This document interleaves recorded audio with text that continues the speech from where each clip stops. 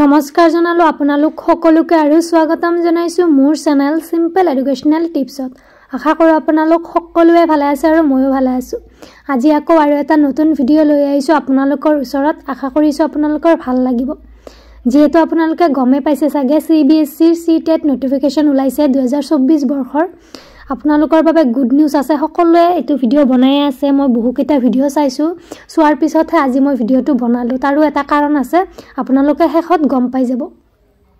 প্ৰথম কথা হ'ল CBSE CTET ৰ এপ্লাইৰ লাষ্ট ডেট কেতিয়া, এডমিট কাৰ্ড কেতিয়া দিব, কিমান তাৰিখে পৰীক্ষা হ'ব, এক্সামিনেশন চেণ্টাৰ ক'ত আছে আৰু বহুকেটা কথা আজিৰ ভিডিওটোত মই আপোনালোকক জনাম।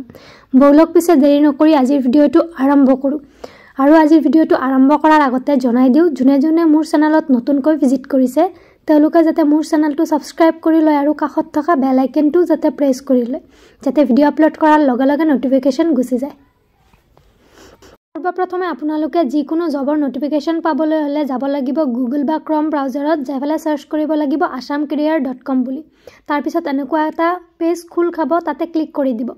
ক্লিক কৰি দিয়াৰ লগে লগে পেজটো এনে ধৰণে খুল খাব আৰু ইয়াতে আপোনালোকে যিমান নতুন জবৰ নোটিফিকেশন ওলাই থাকে গুটেইকেইটা আপোনালোকে ইয়াতে চাব পাৰিব। যেহেতু মই চাম CBSE CTET ৰ নোটিফিকেশন সেইভাবে মই ইয়াতে ক্লিক কৰি দিম। ক্লিক কৰি দিয়াৰ লগে লগে ইয়াতে আপোনালোকে গুটেইখিনি নোটিফিকেশন পাই যাব।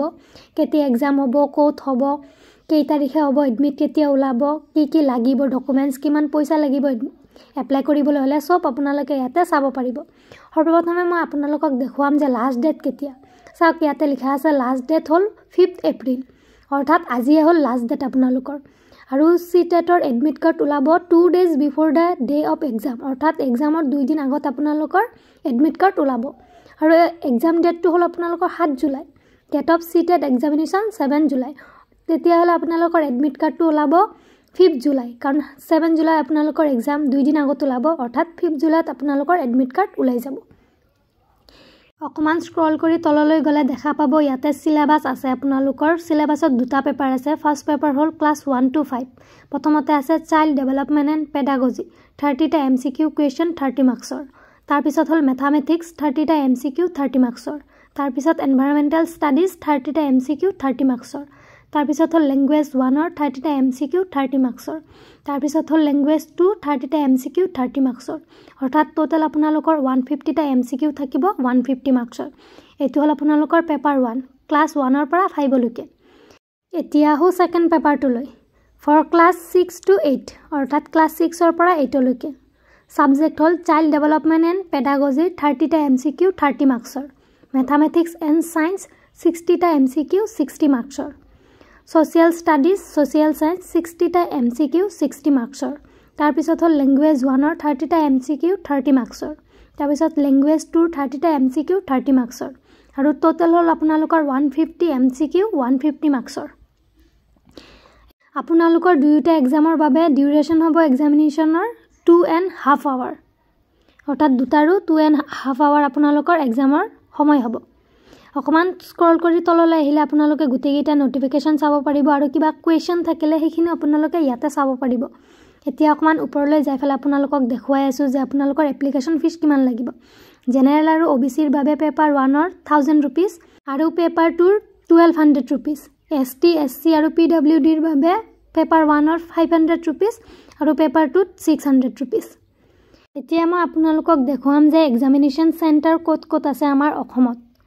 আমাৰ অসমত আপোনালোকৰ এক্সামিনেশন চেণ্টাৰ আছে ডিব্ৰুগড়, গুৱাহাটী আৰু শিলচৰত। এই তিনিটা জাগাতে আপোনালোকৰ CTET ৰ বাবে এক্সামিনেশন চেণ্টাৰ আছে। আপোনালোকে তাতে যাইফালে দিব লাগিব। আৰু এপ্লিকেশন মোডটো হ'ল অনলাইন আৰু এক্সাম মোডটো হ'ব আপোনালোকৰ অফলাইন মোডত।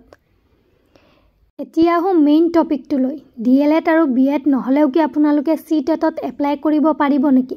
এনে ধৰণৰ বহুকেইটা ভিডিও বহুত লোকে বনাইছে যে আপোনালোকে BEd বা DLED নহলেও আপোনালোকে এপ্লাই কৰিব পাৰিব, কিন্তু সচৰাচৰ আপোনালোকে এপ্লাই কৰিব নোৱাৰে। এটো মনত ৰাখিব। আপোনালোকে CTET হওক বা নৰ্মেল টেটে হওক আপোনালোকে DLED BEd নহলে এপ্লাই কৰিব নোৱাৰে। মই প্ৰথমতে ভাবিছিলো যে এপ্লাই কৰিব পাৰিব, তাৰ পিছত গুটেইকেইটা ভিডিওয়ে চাইছো সকলোৰে। তাৰ পিছত চাইছো নাই আপোনালোকে এপ্লাই কৰিব নোৱাৰে। নোটিফিকেশনত ডাইৰেক্টলি লিখাই আছে যে DLED নহলে BEd আপোনালোকৰ থাকিবই লাগিব। এপ্লাই কৰিবলৈ হ'লে যাৰ টেট বা চি টেট দিয়াৰ ইচ্ছা আছে তেওঁলোকে এতিয়াৰ পৰাই প্ৰিপাৰেশ্যন কৰি থাকক DLED বা BEdৰ আৰু যদি BEd আৰু DLED কৰা আছে তেনেহ'লেতো ভাল কথা আপোনালোকে এপ্লাই কৰিব পাৰিব ধন্যবাদ আপোনালোক সকলোকে মোৰ ভিডিঅ'টো চোৱাৰ বাবে যদিহে মোৰ ভিডিঅ'টো অকমান হ'লেও হেল্পফুল হৈছে আপোনালোকৰ বাবে তেনেহ'লে লাইক কৰিব কমেণ্ট কৰিব আৰু সাবস্ক্ৰাইব কৰিব নাপাহৰিব আৰু আপোনালোকে যিকোনো কথাত বিশ্বাস নকৰিব আৰু এনেধৰণৰ কথাতটো একেবাৰে বিশ্বাস নকৰিব কাৰণ যিকোনো টেট দিবলৈ হ'লে আপোনালোকৰ DLED BLED লাগিবই কম্পালসৰি হয় ধন্যবাদ